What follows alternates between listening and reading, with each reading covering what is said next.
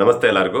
ದಯವಿಟ್ಟು ಕ್ಷಮೆ ಇರಬೇಕು. ಯಾಕೆ ಅಂತಂದರೆ ನಾನು ಮಾಡಿದಂಥ ಇವತ್ತು ಕೊಟ್ಟಂಥ ಬೆಳಿಗ್ಗೆ ಕೊಟ್ಟಂಥ ಒಂದು ಅಪ್ಡೇಟಲ್ಲಿ ಒಂದು ಸಣ್ಣ ಕರೆಕ್ಷನ್ ಇದೆ. ಆ ಒಂದು ಕರೆಕ್ಷನ್ ಏನು ಅಂತ ನಾನೀಗ ವಾಪಸ್ ಹೋಗಿ ಆ ಒಂದು ವಿಡಿಯೋದಲ್ಲಿ ಆ ಒಂದು ಕರೆಕ್ಷನ್ನ ಮಾಡೋಕ್ಕಾಗಲ್ಲ. ಅದಾದಮೇಲೆ ವಿಡಿಯೋ ಕೂಡ ಡಿಲೀಟ್ ಮಾಡೋಕ್ಕಾಗಲ್ಲ. ಸೊ ಹಾಗಾಗಿ ಆ ಒಂದು ಕರೆಕ್ಷನ್ ಏನು ಅನ್ನೋದನ್ನು ನಾನು ಈ ಒಂದು ವಿಡಿಯೋದಲ್ಲೇ ಪೂರ್ತಿ ಹೇಳ್ತೀನಿ. ದಯವಿಟ್ಟು ಕ್ಷಮೆ ಇರಲಿ, ದಯವಿಟ್ಟು ಕ್ಷಮಿಸಿ. ಮ್ಯಾಟ್ರ್ ಏನಪ್ಪ ಅಂತಂದರೆ, ನಾನು ಇವತ್ತು ಬೆಳಿಗ್ಗೆ ಒಂದು ಅಪ್ಡೇಟ್ ಕೊಟ್ಟಿದ್ದೆ. ರಜತ್ ಅವರು ಬಿಗ್ ಬಾಸ್ ಮನೆಯಿಂದ ಭಾನುವಾರದ ಸಂಚಿಕೆಯಲ್ಲಿ ಹೊರಗಡೆ ಹೋಗ್ತಕ್ಕಂಥ ಮೊಟ್ಟ ಮೊದಲ ಕಂಟೆಸ್ಟೆಂಟ್ ಆಗಿರ್ತಾರೆ ಅಂತ ನಾನೊಂದು ಅಪ್ಡೇಟ್ ಕೊಟ್ಟಿದ್ದೆ.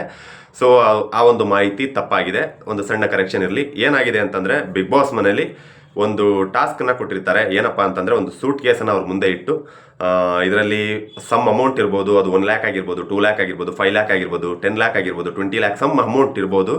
ಅದನ್ನು ತಗೊಂಡು ಯಾರು ಕಾರ್ ಹತ್ಕೊಂಡು ಮನೆಗೆ ಹೋಗಿ ರೆಡಿ ಆಗಿರ್ತೀರಾ ಅಂತಂದಾಗ ಆ ಟೈಮಲ್ಲಿ ರಜತ್ ಅವ್ರ ಮೇಲೆ ಹೇಳ್ತಾರೆ. ಸೊ ಈ ಒಂದು ಮಿಸ್ಟೇಕಿಂದ ನನಗೆ ಒಂದು ಮಾಹಿತಿ ಒಂದು ತಪ್ಪಾದ ಮಾಹಿತಿ ಬಂದಿತ್ತು. ಸೊ ಹಾಗಾಗಿ ಮಾರ್ನಿಂಗ್ ನಾನು ಅಪ್ಲೋಡ್ ಮಾಡಿದಂಥ ವಿಡಿಯೋದಲ್ಲಿ ದಯವಿಟ್ಟು ಕ್ಷಮೆ ಇರಲಿ. ಅಲ್ಲಿ ರಜತ್ ಅವರು ಭವ್ಯ ಅವರ ನಂತರ ಹೊರಗಡೆ ಹೋಗ್ತಾರೆ ಅಂತ ನಾನು ಹೇಳಿದ್ದೆ. ಸೊ ಹಾಗಾಗಿ ಆ ಒಂದು ವಿಷಯದಲ್ಲಿ ಸಣ್ಣ ಕರೆಕ್ಷನ್. ದಯವಿಟ್ಟು ಪ್ರತಿಯೊಬ್ಬ ಸಬ್ಸ್ಕ್ರೈಬರ್ ಹತ್ರನೂ ನಾನು ಸಾರಿ ಕೇಳ್ತೀನಿ.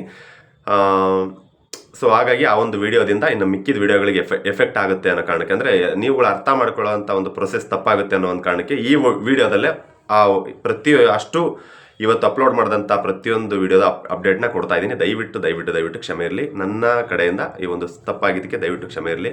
ಮೊದಲನೇದಾಗಿ ನಿನ್ನೆ ಭವ್ಯ ಅವರು ಹೊರಗಡೆ ಹೋದರು. ಅದಾದ ನಂತರ ಆ ಒಂದು ಜಲಕ್ಕಿಂದ ನಮಗೆ ಒಂದು ಸಣ್ಣ ಗಲಭೆಯಲ್ಲಿ ನಮಗೆ ಮಾಹಿತಿ ಸರಿಯಾಗಿ ಗೊತ್ತಾಗಲಿಲ್ಲ. ಡೆಫಿನೆಟ್ಲಿ ರಜತ್ ಅವ್ರು ಹೋದ್ರು ಅಂತ ಅನ್ಕೊಂಡ್ವಿ. ಅದಾದಮೇಲೆ ಮಂಜಣ್ಣ ಅವ್ರು ಹೋಗಿದ್ದಾರೆ ಅಂತ ನಾವು ಹೇಳಿದ್ವಿ. ಮಂಜಣ್ಣ ಅವ್ರು ಹೋಗಿದ್ದು ಕರೆಕ್ಟು. ಅದಾದಮೇಲೆ ಮೋಕ್ಷಿತ್ ಅವ್ರು ಹೋಗಿದ್ದು ಕೂಡ ಕರೆಕ್ಟು. ಸೊ ಈಗ ಆರ್ಡರ್ ವೈಸಲ್ಲಿ ಹೇಳೋದಾದರೆ, ಮಂಜಣ್ಣ ಅವರ ನಂತರ ಮೋಕ್ಷಿತ್ ಅವ್ರು ಹೋಗಿದ್ದಾರೆ, ಮೋಕ್ಷಿತ್ ಅವರ ನಂತರ ರಜತ್ ಅವ್ರು ಹೋಗಿದ್ದಾರೆ. ಸೊ ಈಗ ನಾವು ಹೇಳೋದಾದರೆ, ಭವ್ಯ ಅವರು 6ನೇ ಸ್ಥಾನದಲ್ಲಿ 5th ರನ್ನರ್ ಅಪ್ ಆಗಿ ಹೊರಗಡೆ ಹೋದರು. ಅದಾದ ನಂತರ ಮಂಜಣ್ಣ ಅವರು 5ನೇ ಸ್ಥಾನದಲ್ಲಿ 4th ರನ್ನರ್ ಅಪ್ ಆಗಿ ಹೊರಗಡೆ ಹೋದರು.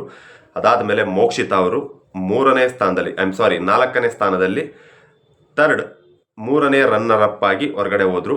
ಇನ್ನು ರಜತ್ ಅವರು, ಸರಿಯಾಗಿ ಕೇಳಿಸ್ಕೊಳ್ಳಿ, ರಜತ್ ಅವರು 3ನೇ ಸ್ಥಾನದಲ್ಲಿ 2ನೇ ರನ್ನರ್ ಅಪ್ ಆಗಿ ಹೊರಗಡೆ ಹೋದರು.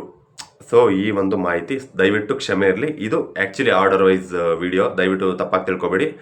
ಮಂಜಣ್ಣ ಅವ್ರ ಬಗ್ಗೆ ಹೋಗಿದ್ರ ಬಗ್ಗೆ ಒಂದು ವಿಡಿಯೋ ಮಾಡಿದ್ದೆ. ಅಲ್ಲಿ ಅವರ ಒಂದು ಆರ್ಡರ್ ತಪ್ಪಾಗಿರುತ್ತೆ ಅಷ್ಟೇ. ಅವರು 4th ಹೋದ್ರು ಅಂತ ನಾನು ಹೇಳಿದ್ದೆ, 4th ರನ್ನರ್ ಅಪ್ ಅಂತ ಹೇಳಿದ್ದೆ. ಆ್ಯಕ್ಚುಲಿ ಥರ್ಡ್ ರನ್ನರ್ ಅಪ್ ಅಂತ ನಾನು ಹೇಳಿದ್ದೀನಿ ಅನಿಸುತ್ತೆ.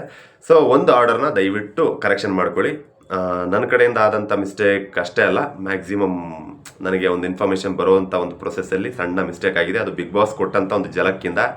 ಸೊ ದಯವಿಟ್ಟು ಕ್ಷಮೆ ಇರಲಿ. ದಯವಿಟ್ಟು ಯಾರೂ ನಂಬಿಕೆ ಕಳ್ಕೊಬೇಡಿ. ಆ ಒಂದು ವಿಡಿಯೋ ಬಿಟ್ಟು ಇನ್ನು ಮಿಕ್ಕಿದ ಎಲ್ಲ ವಿಡಿಯೋನು ಸೇರಿಸಿ ನಾನು ಈ ವಿಡಿಯೋದಲ್ಲೇ ನಿಮಗೆ ಕ್ಲಾರಿಟಿ ಕೊಟ್ಟಿದ್ದೀನಿ. ಹಾಗಾಗಿ ಮತ್ತೊಮ್ಮೆ ಬೇಕಾದರೆ ಹೇಳ್ತಾ ಇದ್ದೀನಿ, ಭವ್ಯ ಅವರ ನಂತರ ಮಂಜಣ್ಣ ಹೋಗ್ತಾರೆ, ಮಂಜಣ್ಣ ಅವರ ನಂತರ ಮೋಕ್ಷಿತ್ ಅವರು ಹೋಗ್ತಾರೆ, ಮೋಕ್ಷಿತ್ ಅವರ ನಂತರ ರಜತ್ ಅವರು ಹೋಗ್ತಾರೆ. ಈಗ ಬಿಗ್ ಬಾಸ್ ಮನೇಲಿ ಉಳ್ಕೊಂಡಿರೋದು ಇಬ್ಬರು ಕಂಟೆಸ್ಟೆಂಟ್, ಟಾಪ್ 1 ಟಾಪ್ 2 ವಿನ್ನರು ಮತ್ತು ರನ್ನರ್ ಅಪ್, ಇವ್ರು ಮಾತ್ರ ಉಳ್ಕೊಂಡಿದ್ದಾರೆ. ಇವರಿಬ್ಬರಲ್ಲಿ ಯಾರು ವಿನ್ನರ್ ಯಾರು ರನ್ನರ್ ಅಪ್ ಅನ್ನೋ ಮಾಹಿತಿ ನನಗೆ ಆದಷ್ಟು ಬೇಗ ಬರುವಂಥ ಸಾಧ್ಯತೆ ಮ್ಯಾಕ್ಸಿಮಮ್ ಇದೆ.